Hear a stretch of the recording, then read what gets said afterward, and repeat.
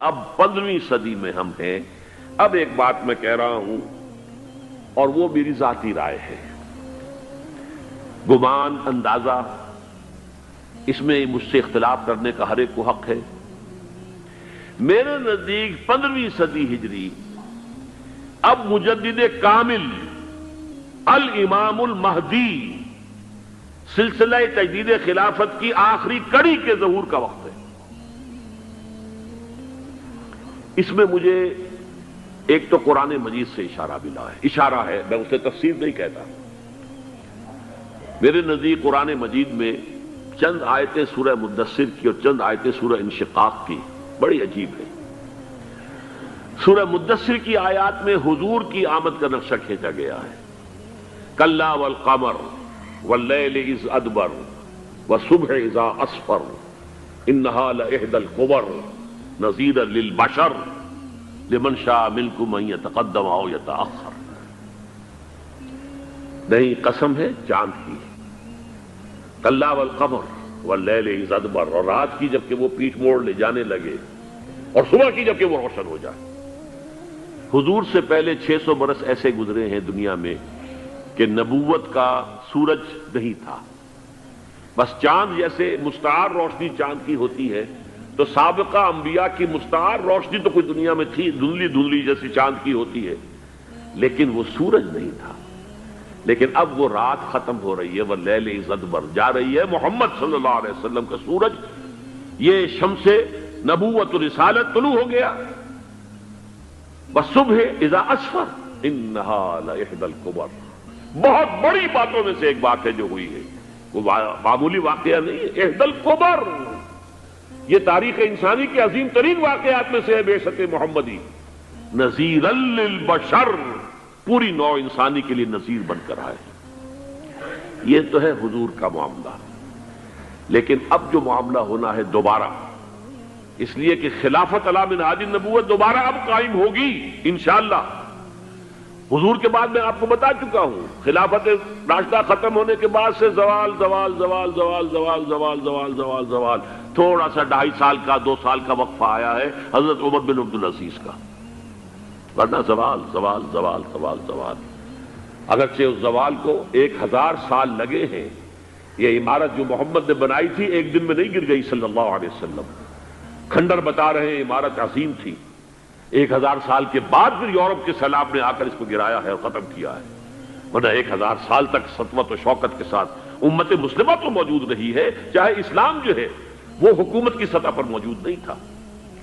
بہرحال اب جو اس کا دور آیا ہے دوبارہ خلافت علی منہاج النبوہ کا دور، اس کا نقشہ سورہ انشقاق میں کھینچا گیا ہے۔ فلا اقسم بالشفق، اب دیکھیے سورج غروب ہو گیا، حضور کی بعثت کے وقت وہ سورج رسالت طلوع ہوا تھا، اب وہ سورج غروب ہو چکا ہے۔ سورج کے غروب ہونے کے بعد صرف روشنی رہ جاتی ہے شفق کی، سرخ سی، بس وہی باقی رہ گئی، اور باقی کیا رہ گیا؟ بدا الاسلام غریبا ویسعود کما بدا فطوبی للغرباء، فلا اقسم بالشفق واللیل وما وسق، رات کی سی تاریکی ہے اور جو کچھ اس نے اپنے اندر جمع کر لیا ہے، والقمر اذا اتسق، اور قسم ہے چاند کی جب کہ وہ بھر جائے، پورا بھرتا ہے کتنے دنوں میں؟ 14 دن میں۔ اور 14 صدیوں کے بعد اب پہلی صدی کا جس نے کہ تجدید کامل کی عمر بن عبدالعزیز، 14 صدیوں کے بعد اب 15ویں صدی میں الامام المہدی کے ظہور کا وقت قریب ہے۔ اب جو کچھ مجھے حضرت امام المہدی کے بارے میں کہنا ہے، دوبارہ اپنی بات دہرا رہا ہوں، یہ میرا ذاتی گمان ہے، اختلاف کیا جا سکتا ہے۔ میرا گمان یہ ہے کہ یہ اب جو مجدد آئیں گے وہ حضرت مہدی ہوں گے۔ پہلی بات تو یہ جان لیجئے کہ مہدی 2 ہیں، ایک شیعوں کے مہدی، ایک سنیوں کے مہدی، ان میں بڑا فرق ہے۔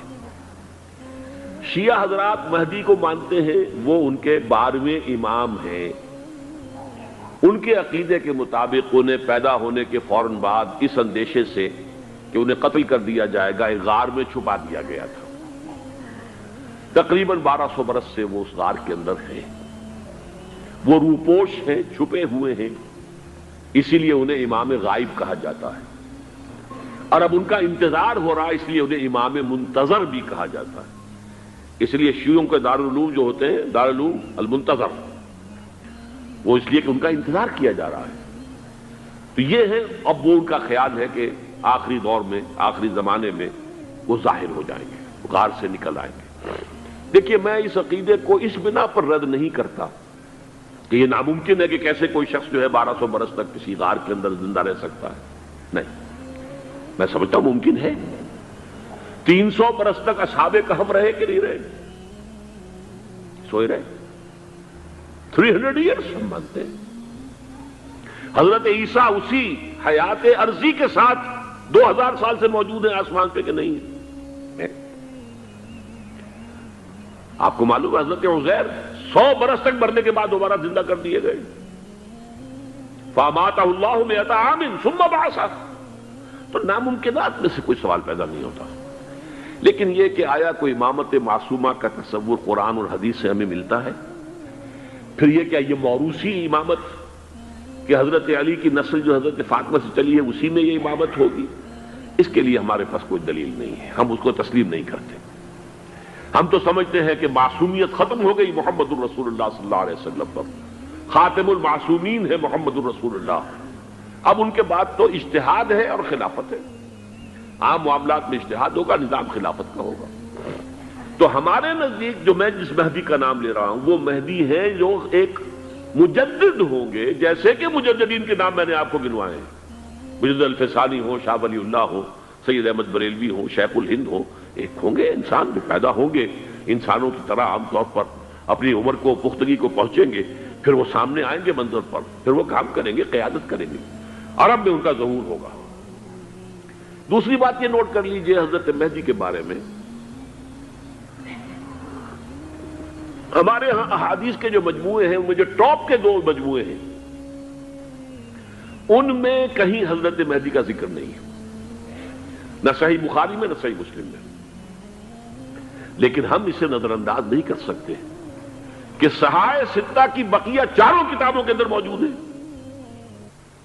لہذا نظر انداز نہیں کر سکتے، اگنور کرنا ممکن نہیں ہے۔ اب اس میں چاہتا ہوں کہ کچھ حدیثیں آپ کو میں سناؤں جن میں حضرت مہدی کا تذکرہ کیا گیا ہے۔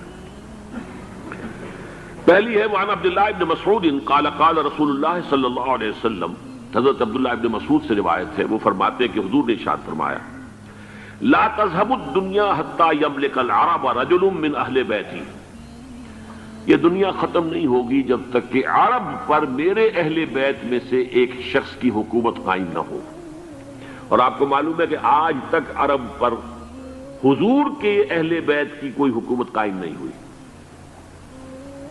اور جب قائم ہوئی بھی تھی حضرت علی کو اگر شمار کیا جائے، اس لیے کہ حضور نے وہ جو مشہور واقعہ ہے کہ ایک چادر میں لے لیا تھا حضرت علی کو اور حضرت فاطمہ اور حضرات حسنین کو، اللہم ہؤلاء اہل بیتی، اے اللہ یہ بھی میرے اہل بیت ہیں، تو حضرت علی کی بھی حکومت منعقد نہیں ہوئی، پورے عالم اسلام پر ان کی حکومت نہیں تھی، اس لیے کہ شام اور مصر دونوں صوبے جو ہیں انہوں نے ان کی اطاعت قبول نہیں کی تھی۔ اس حوالے سے یہ معاملہ ابھی ہونا ہے۔ لا تذهب الدنيا حتى يملك العرب رجل من اہل بیتی یواطئ اسمہ اسمی، اس کا نام وہی ہوگا جو میرا نام ہے، یعنی محمد صلی اللہ علیہ وسلم، اور ان کا نام بھی، مہدی کا نام بھی محمد ہو، مہدی تو ان کا لقب ہے۔ یہ ترمذی میں بھی ہے، ابو داؤد میں بھی ہے، سنن ابی داؤد، جامع ترمذی، بلکہ ابو داؤد میں ایک اور روایت ہے، قال حضور نے فرمایا لو لم يبقى من الدنيا الا يوم، اگر دنیا کی زندگی میں سے کچھ بھی نہ بچے سوائے ایک دن کے، لطول اللہ تعالی ذلك اليوم، تو اللہ تعالیٰ اس دن کو لمبا کر دے گا، حتی یبعث فیہ رجلا منی، یہاں تک کہ میرے خاندان میں سے ایک شخص کو اٹھائے گا، من اہل بیتی، میرے اہل بیت میں سے، یواطئ اسمہ اسمی و اسم ابی ہے اسم ابی، جس کا نام میرے نام پر ہوگا، جس کے والد کا نام میرے والد کے نام پر ہوگا، محمد ابن عبداللہ ان کا نام ہوگا، اور وہ یملأ الارض قسطا وعدلا کما ملئت ظلما وجورا، وہ سرزمین عرب کو عدل اور انصاف سے اسی طرح بھر دیں گے جیسے کہ وہ ظلم اور زیادتی سے بھر چکی ہوگی۔ دوسری روایت ہے حضرت ابو سعید خدری رضی اللہ تعالی عنہ سے، حضور نے فرمایا المہدی منی اجل الجبہۃ اقن الانف یملأ الارض قسطا وعدلا کما ملئت ظلما وجورا یملک 7 سنین، رواہ داؤد، کہ مہدی مجھ میں سے ہوں گے بڑی روشن پیشانی والے اور بڑی کھڑی ناک والے، وہ زمین کو بھر دیں گے انصاف سے اور عدل سے، جیسے کہ وہ ظلم سے بھری ہوئی ہوگی، اور وہ 7 برس تک حکومت کریں گے۔ عرب میں خالص خلافت علی منہاج النبوہ کا نظام حضرت مہدی کے ہاتھوں قائم ہوگا اور 7 برس تک قائم رہے گا عرب کے اندر۔ اس کا اگلا مرحلہ میں بعد میں بیان کروں گا۔ تیسری روایت، اور اس کو میں اس لیے خاص طور پہ سنا رہا ہوں کہ اس میں وہی الفاظ آئے ہیں جو میں نے ابتدا میں حدیث آپ کو سنائی تھی، اس کے الفاظ ہیں۔ عن ابی سعید قال ذکر رسول اللہ صلی اللہ علیہ وسلم بلاء یصیب هذه الامہ حتی لا یجد الرجل ملجا یلجا الیہ من الظلم۔ حضور نے ذکر فرمایا کہ ایک دور ایسا آئے گا انتہائی ابتلاء اور آزمائش اور مصائب کا کہ کسی شخص کو کوئی سر چھپانے کی جگہ نہیں ملے گی اس ظلم سے اپنے آپ کو بچانے کے لیے۔ فَيَبْعَثُ اللَّهُ رَجُلًا مِنْ عِتْرَتِي وَأَهْلِ بَيْتِي، تو پھر اللہ میرے خاندان میں سے، میرے اہل بیت میں سے اٹھائے گا ایک شخص کو، فَيَمْلَأُ بِهِ الْأَرْضَ قِسْطًا وَعَدْلًا، اور اس کے ذریعے سے اللہ تعالیٰ زمین کو عدل و قسط سے بھر دے گا۔ يَرْضَى عَنْهُ سَاكِنُ السَّمَاءِ، یہ وہی الفاظ آ گئے اب، اس سے پھر راضی ہو جائیں گے آسمانوں میں رہنے والے بھی، وَسَاكِنُ الْأَرْضِ، اور زمین میں رہنے والے بھی۔ لا تدع السماء من قطرها شيئا الا ثبته، آسمان اپنا ایک قطرہ بھی نہیں روکے گا مگر یہ کہ اس کو زمین کے اوپر نثار کر دے گا، بارش کی شکل میں گرا دے گا۔ ولا تدع الارض من نباتها شيئا الا اخرجته، اور زمین اپنی پیداوار میں سے کوئی شے نہیں چھپائے گی، نہیں روکے گی مگر اس کو ظاہر کر دے گی۔ چوتھی حدیث جو ہے وہ حضرت ام سلمہ سے رضی اللہ تعالی عنہ قال سمعت رسول اللہ صلی اللہ علیہ وسلم یقول المہدی من عترتی من اولاد فاطمہ، رواہ ابو داؤد، یہ بھی سنن ابو داؤد کی روایت ہے۔ حضور نے فرمایا مہدی میرے خاندان سے، میرے اہل بیت سے ہوں گے، یعنی اولاد فاطمہ میں سے، اور تفسیر اس کی آتی ہے کہ حضرت حسن کی اولاد میں سے ہوں گے۔ پانچویں حدیث میں آپ کو سنا رہا ہوں، اور اس میں ایک عجیب مشابہت آپ کے سامنے آئے گی حضرت عمر بن عبدالعزیز کے ساتھ، یہ اول اور آخری کڑی کے درمیان مشابہت۔ عن علی رضی اللہ تعالی عنہ، یہ حدیث جو ہے مسند احمد ابن حنبل میں بھی ہے اور سنن ابن ماجہ میں بھی ہے۔ قال قال رسول اللہ صلی اللہ علیہ وسلم المہدی منا اہل البیت یصلحہ اللہ فی لیلۃ، مہدی ہم میں سے ہوں گے، ہمارے اہل بیت میں سے، اور اللہ ایک ہی رات میں ان کی اصلاح کر دے گا۔ یعنی وہ پہلے سے کوئی زیادہ روحانی یا دینی کوئی اس سے بڑی شخصیت نہیں ہوں گے، لیکن ایک ہی رات میں اللہ تعالیٰ ان کی سیرت و کردار کے اندر انقلاب عظیم برپا کر دے گا۔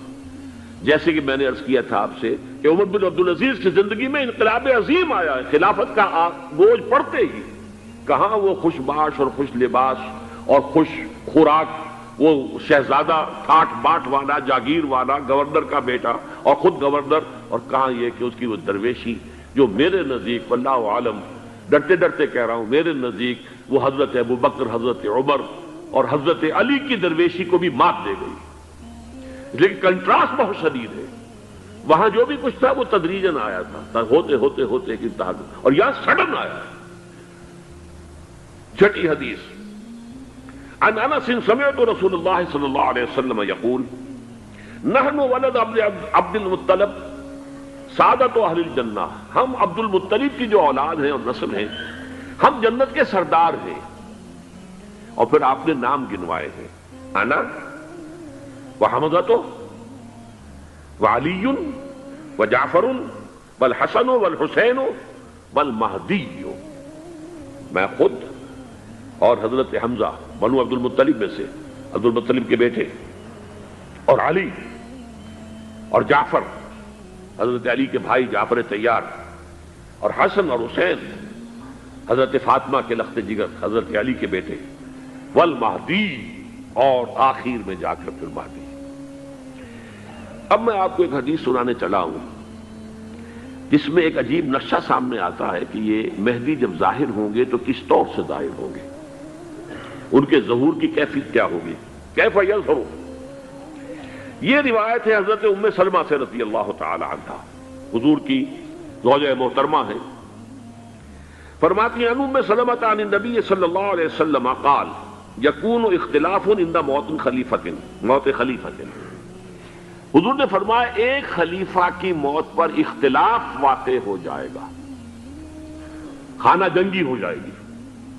فَيَخْرُجُ رَجُلٌ مِّنْ أَهْلِ الْمَدِينَةِ حَارِبًا إِلَىٰ مَكَّةَ، پھر مدینے کے لوگوں میں سے ایک شخص نکلے گا، بھاگے گا اور جا کر پناہ لے گا اور چھپ جائے گا مکے میں۔ فَيَأْتِيهِ نَاسٌ مِّنْ أَهْلِ مَكَّةَ، پھر اس کے پاس آئیں گے اہل مکہ، مکہ کے لوگ، فَيُخْرِجُونَهُ، اور اسے نکالیں گے، جہاں وہ چھپے ہوئے ہوں گے وہاں سے نکالیں گے۔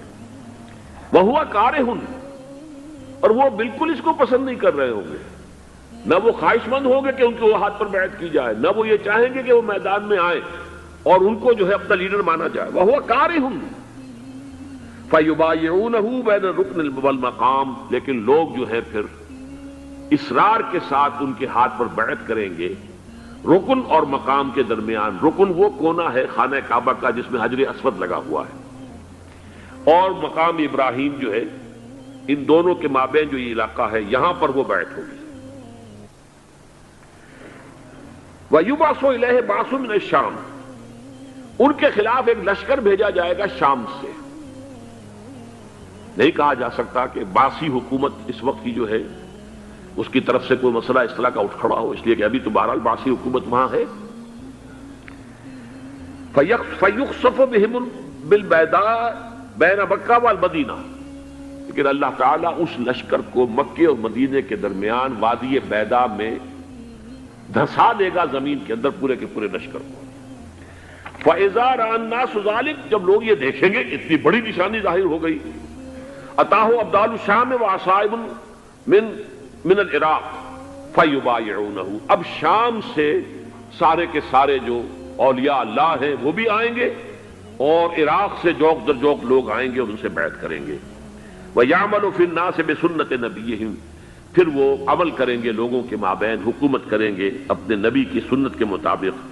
وَيُلْقِي الْإِسْلَامُ بِجَرَانِهِ، اور اسلام اپنی گردن زمین پر ٹکا دے گا۔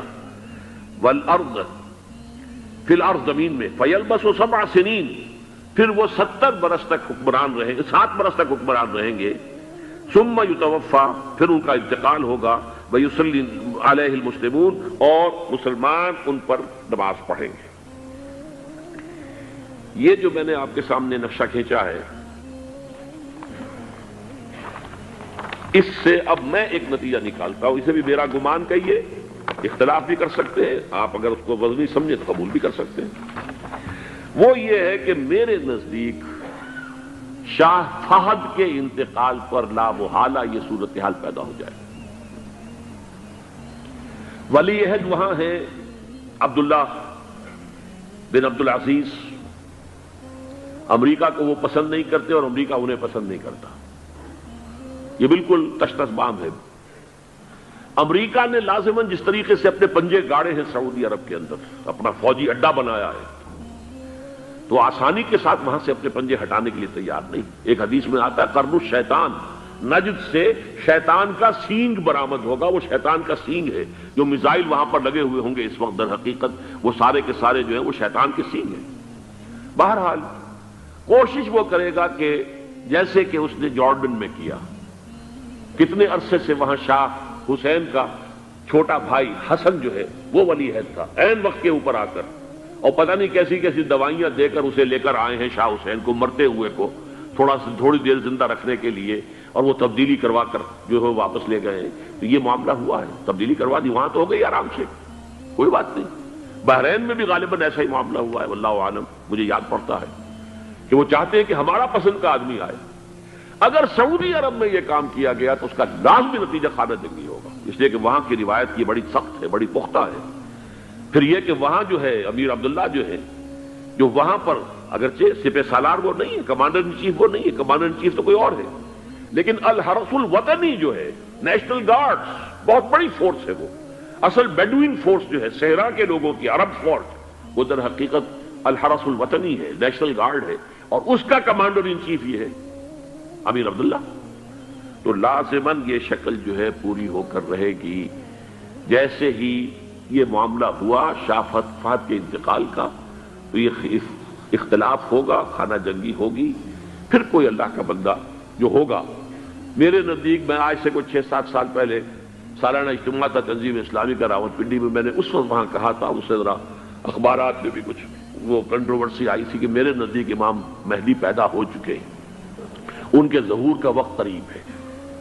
اور اس کی تھوڑی سی بات میں مجھے معلوم ہوا کہ جین ڈکسن غالباً نام ہے امریکن اس کا، جس نے یہ پیشن کوئی خبر دی تھی کہ 1962 میں عالم عرب میں ایک بچہ پیدا ہوا ہے کہ جو وہاں کا نقشہ بدل کر رکھ دے گا.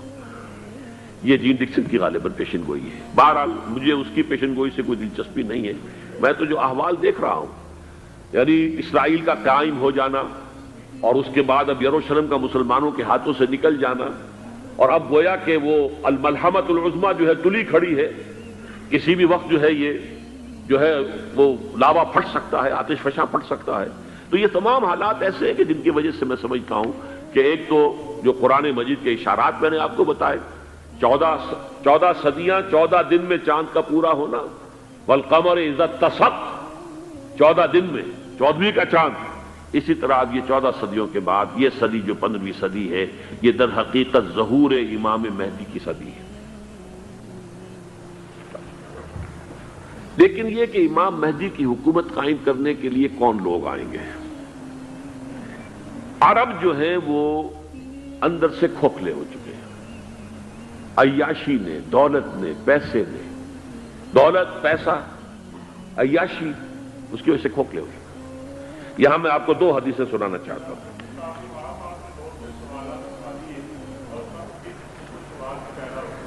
بہت سے ہو گئے، آپ اطمینان سے تشریف رکھیے.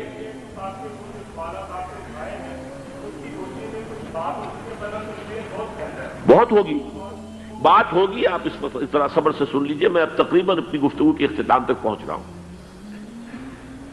سنن ابن ماجہ کی روایت ہے حضرت ابو ہریرہ سے رضی اللہ تعالی عنہ، قال قال رسول اللہ صلی اللہ علیہ وسلم اذا وقعت الملاحم بعث اللہ بعثا من الموالی هم اکرم العرب فرسا واجودہ سلاحا یوید اللہ بہم الدین. رواہ ابن ماجہ عن ابی ہریرہ رضی اللہ تعالی عنہ. جب ملاحم کا دور شروع ہوگا تو اللہ تعالیٰ اٹھائے گا ایک لشکر یا لشکروں پر لشکر موالی میں سے. موالی کون ہے؟ عربوں نے جب فتح کیا تھا اس پورے علاقے کو خلافت راشدہ کے دوران، اور پھر وہ لوگ جو ہے، ایک رائے تو یہ تھی کہ انہیں غلام بنایا جائے سارے آبادیوں کو، لیکن یہ کہ حضرت عمر کا اجتہاد تھا، اس کے مطابق جو غلام نہیں بنایا گیا، تو وہ موالی کی حیثیت رکھتے ہیں. عربوں میں دم نہیں ہے، موالی میں سے لشکر اٹھیں گے کہ جو در حقیقت حضرت مہدی کی حکومت کو قائم کریں گے. دوسری حدیث سنیے عن عبداللہ ابن الحارث رضی اللہ تعالی عنہ، اور یہ ابن ماجہ کی روایت ہے. قال قال رسول اللہ صلی اللہ علیہ وسلم یخرج ناس من المشرق فیوطئون للمہدی یعنی سلطانی. لشکر نکلیں گے، لوگ آئیں گے مشرق سے، اور وہ حضرت مہدی کی حکومت کو جمائیں گے اور قائم کریں گے. اب ذرا نوٹ کیجئے کہ جزیرہ نما عرب کے مشرق میں کون سے ملک ہیں؟ 3: ایران، افغانستان، پاکستان. یہ 3 سالڈ مسلم ممالک، مسلم آبادی اکثریت. ویسے تو یہ کہ آگے ہندوستان میں 20 کروڑ مسلمان ہیں، لیکن وہ 20 کروڑ جو ہے وہ تو 80 کروڑ کے اندر تحلیل ہو جاتے ہیں غیر مسلموں میں. لیکن یہاں جو معاملہ ہے یہ خالص اکثریت کے. ان میں سے ایران کا معاملہ جہاں تک ہے، نمبر 1 یہ کہ وہ شیعہ عقائد کے حصار میں بند ہے، اس سے ادھر ادھر ہونا اس کے لیے ممکن نہیں. حدیث میں یہ بھی آتا کہ اصفہان سے 70,000 یہودی دجال کا ساتھ دیں گے. لیکن بہرحال خراسان ایک صوبہ ہے افغانستان کا اس وقت بھی شمال مشرقی کونے میں، مجھے امید ہے وہاں سے خیر کی، کیونکہ خراسان کا لفظ وہاں پہ شامل ہے. اور حضور کی حدیث میں بعد میں آپ کو سناؤں گا کہ خراسان سے فوجیں چلیں گی جو یروشلم کو دوبارہ حاصل کریں گی، فتح کریں گی. جیسے پہلے یروشلم کھویا عربوں نے تھا، دوبارہ حاصل کیا تھا کرد نے، کرد خون صلاح الدین ایوبی رحمۃ اللہ علیہ. ایسے اب پھر عربوں نے کھویا ہے، لیکن لینے والے خراسان سے لشکر آئیں گے. یخرج من خراسان رایات و سود لا یردها شیء حتی تنصب بإیلیا. خراسان کے علاقے سے کالے علم لے کر لشکر چلیں گے جن کے رخ کو کوئی موڑ نہیں سکے گا جب تک کہ وہ جا کر یروشلم میں نصب نہ ہو جائے. اس کے بعد نام آتا ہے پاکستان کا. یہ ہے میری اور آپ کی داستان، اور یہ ہے سبب جس کی وجہ سے کہ میں آپ سے یہ گفتگو کر رہا ہوں. اصل میں تو کس لیے؟ محض ایک علمی استفادہ، محض اپنی بات آراء کو ظاہر کرنے کا شوق نہیں، بلکہ یہ کہ اپنی ذمہ داری ہم پہچانے کہ ہم کس مقام پر کھڑے ہیں. دیکھیے، اس پاکستان کے بارے میں یا ہندوستان کے بارے میں علامہ اقبال نے کہا تھا اپنے ترانہ ملی میں، میر عرب کو آئی ٹھنڈی ہوا جہاں سے، میرا وطن وہی ہے، میرا وطن وہی ہے. اور مجھے بتایا گیا کہ سنن ابی داؤد میں یہ روایت موجود ہے کہ حضور نے فرمایا کہ ہندوستان کی طرف سے مجھے ٹھنڈی ہوا آتی، اگرچہ مجھے وہ حدیث ابھی نہیں ملی ہے، لیکن حزب التحریر کا ایک کارڈ مجھے ملا تھا، تو اس میں اس حدیث کا اور اس میں ابو داؤد کا روایت کا حوالہ موجود تھا. لیکن میں جو چیز آپ کو بتا چکا ہوں وہ یہ کہ الف ثانی کا پورا تجدیدی کارنامہ اس ہندوستان کی سرزمین میں ہوا. مجدد الف ثانی شیخ احمد سرندی، شاہ ولی اللہ دہلوی، سید احمد بریلوی، وہ تو ہمارے پاکستان میں آ کر جو ہے ان کا خون جذب ہوا ارض پاکستان میں. پھر شیخ الہند مولانا محمود حسن. تحریک خلافت چلی تو صرف ہندوستان میں چلی اور کہیں نہیں چلی. آزادی کی تحریک چلی پوری دنیا میں، وہ نیشنلزم کی بنیاد پر چلی، ملے نیشنلزم، عرب نیشنلزم، ترک نیشنلزم. ہمارے ہاں چلی تو اسلام کے نام پر پاکستان کا مطلب کیا؟ لا الہ الا اللہ. پھر پاکستان قائم ہوا معجزے کے طور پر، بلکہ نازل ہوا ہے لیلۃ القدر میں. انا انزلناہ فی لیلۃ القدر، جیسے قرآن نازل ہوا لیلۃ القدر میں، یہ پاکستان بھی نازل ہوا لیلۃ القدر میں. اس کا برقرار رہنا ابھی تک معجزہ ہے. ہندو یہ سمجھتا تھا، کانگریس سمجھتی تھی کہ جھٹپٹ ختم ہو جائے گا. پھر یہ کہ اس کا قرارداد مقاصد کا پاس ہو جانا، مزید بھی اور اضافی دفعات دستور میں آ جانا، اب کمرشل انٹرسٹ کو ربا قرار دے کر حرام قرار دینا، یہ سارے لینڈ مارکس ہیں کہ جو اشارہ کر رہے ہیں کسی چیز کی طرف. معاملہ کدھر جا رہا ہے؟ پھر یہ کہ یہ جو 14ویں صدی کے مجدد تھے شیخ الہند، اس کے بعد سے کچھ ایسی شخصیتیں عظیم پیدا ہوئی ہیں ہند میں جن کو میں سمجھتا ہوں کہ 14ویں صدی کے مجدد اور 15ویں صدی کے مجدد کے درمیان یہ 15ویں صدی کے مجدد کی راہ کو سیدھا کرنے والے، جیسے کہ حضرت یحییٰ نے کہا تھا میں تو آنے والے کا راستہ سیدھا کر رہا ہوں حضرت عیسیٰ کے لیے، ایسے ہی 15ویں صدی کے لیے امام مہدی کے لیے راستہ صاف کرنے والے سب سے پہلے علامہ اقبال، جنہوں نے اسلام کا تصور دین کی حیثیت سے دوبارہ زندہ کیا ہے، ورنہ اسلام ایک مذہب کی شکل اختیار کر چکا تھا. پھر مولانا مودودی، مولانا ابوالکلام آزاد حکومت الہیہ کے نعرے کے ساتھ میدان میں آئے. یہ اقبال نے جو تصور پیش کیا تھا اس پر عملی جدوجہد کے لیے حزب اللہ قائم ہوئی. نوٹ کر لیجئے 11 برس کا فرق ہے عمر کا علامہ اقبال کے اور ابوالکلام کے. اور 1913 میں جب حزب اللہ قائم کی ہے اس وقت علامہ اقبال کی ملی شاعری اپنے عروج کو پہنچ چکی تھی. پھر یہ کہ علامہ اقبال کے بعد تعبیل جو ہے اس کام کی وہ ابوالکلام نے کی، لیکن روایتی علماء کی شدید مخالفت کی وجہ سے وہ بددل ہو کر چھوڑ گئے، کانگریس میں شامل ہو گئے، بساط جو ہے حزب اللہ کی انہوں نے لپیٹ دی. پھر مولانا مودودی آئے، انہوں نے وہ ڈور جو ہے اس کا سرا تھاما، جماعت اسلامی قائم کی حکومت الہیہ ہی کے قیام کے لیے. اگرچہ میرے نزدیک یہ کہ وہ انتخابی اور ایک قومی سیاست کی ایک جماعت بن کر پاکستان میں جو ہے دلدل میں پھنس گئی ہے. اب ہم اس کی کوشش کر رہے ہیں، تنظیم اسلامی اور یہ تحریک خلافت جس کے تحت یہ جلسہ ہو رہا ہے. یہ ساری چیزیں وہ ہیں کہ آپ کو سوائے پاکستان کے اور کہیں نہیں ملیں گی پوری دنیا میں. معلوم ہوتا ہے کہ پاکستان کو بہت بڑا رول پلے کرنا ہے اس میں. اور اس کے ساتھ اب جمع کر لیجئے افغانستان کی عمارت افغانستان، اسلامی عمارت افغانستان قائم ہو چکی ہے. یہ پچھلے 20 سالوں میں جو کچھ وہاں ہوتا رہا ہے اس سے پہلے تصور نہیں ہو سکتا تھا. کابل جو ہے وہ تو جیسے پیرس کا تمدن تھا ویسے کابل کا تھا، وہی لباس، وہی سکرٹس. یہاں جب آئے تھے شاہ ظاہر شاہ سرکاری دورے پر تو ان کی جو ملکہ صاحبہ تھی ان کے ساتھ وہ سکرٹ میں ملبوس تھی. کابل جو ہے وہ بالکل ایک پیرس کی طرح کا شہر تھا. آج کابل جو ہے جا کر دیکھیے، علامہ اقبال کے فرزند بھی دیکھ کر آئے ہیں تو اگرچہ وہ خود میں سمجھتا ہوں کہ خاصے انہیں آپ لبرل کہیں، آزاد خیال کہیں، لیکن اس درجے متاثر ہو کر آئے تھے کہ انہوں نے یہ کہا افغانستان میں جو میں نے حالات دیکھے ہیں کہ اگر 2-4 اور مسلمان ملکوں کے اندر یہ نظام قائم ہو جائے تو پوری دنیا مسلمان ہو جائے گی۔ یہ سب کچھ کیسے ہو رہا ہے؟ یہ آنے والے دور کی جھلکیاں ہیں۔ Coming events are casting their shadows before. یہ سب بتا رہے ہیں کہ پاکستان افغانستان کو مل کر اس میں کوئی عظیم رول پلے کرنا ہے۔ اور اس کے ضمن میں اب میں علامہ اقبال کے بارے میں آخری بات کہہ رہا ہوں۔ علامہ اقبال کے بارے میں عام یہ خیال ہے، انہوں نے اپنے خطبات میں مہدی کا اور نزول مسیح کا، حالانکہ میں کل پڑھ رہا تھا مولانا سید احمد اکبر آبادی رحمۃ اللہ علیہ کا ایک مقالہ ان کا کہ علامہ اقبال نے ابن خلدون کے بارے میں یہ کہا ہے کہ مہدی کا اور نزول عیسیٰ کا دونوں کا انہوں نے انکار کیا ہے، حالانکہ ابن خلدون نے نزول عیسیٰ کا انکار نہیں کیا، صرف مہدی کا انکار کیا ہے۔ بہرحال علامہ اقبال نے خطبات میں انکار کیا ہے، لیکن یہ کہ اپنی شاعری کے اندر میں چیلنج کرتا ہوں کسی بڑے سے بڑے اقبال شناس کو، ان کا یہ شعر ذرا سنیے: خضر وقت از خلوت دشت حجاز آید بروں، کارواں زی وادی دور و دراز آید بروں۔ خضر وقت، امام وقت، رہنمائے وقت، قائد وقت، خلوت دشت حجاز، حجاز کی صحرا کی کسی خلوت گزینی سے نکل کر باہر آئیں گے۔ میں حیران ہوتا ہوں علامہ کے اس فکر پر اور اس مصرے پر۔ یہاں انہوں نے شیعہ اور سنی دونوں کے کانسیپٹ جمع کر دیے۔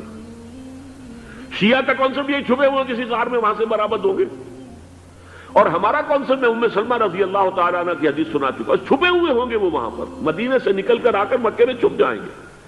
اس خانہ جنگی کی حالت میں لوگ ان کی طرف دیکھ رہے ہوں گے، سوچتے ہوں گے انہیں میدان میں آنا چاہیے، کوئی پارٹ پلے کرنا چاہیے، امت کی رہنمائی کرنی چاہیے، لیکن وہ چھپیں گے، وہ کارے ہوں گے، وہ اس ذمہ داری کو قبول نہیں کرنا چاہیں گے، جا کے چھپ جائیں گے مکے میں، وہاں سے مکے والے انہیں نکالیں گے، اور وہ کارے ہوں گے، انہیں بالکل یہ پسند نہیں ہوگا کہ یہ ذمہ داری اٹھائیں۔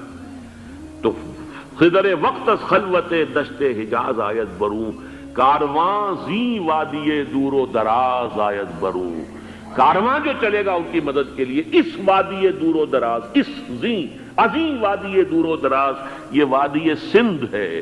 وادی سندھ جو ہے ہم سمجھتے ہیں کہ صرف یہ پاکستان اور پنجاب جو ہے یہ اس میں شامل ہے، سندھ اور پنجاب نہیں، افغانستان کا پورا مشرقی علاقہ اس میں شامل ہے۔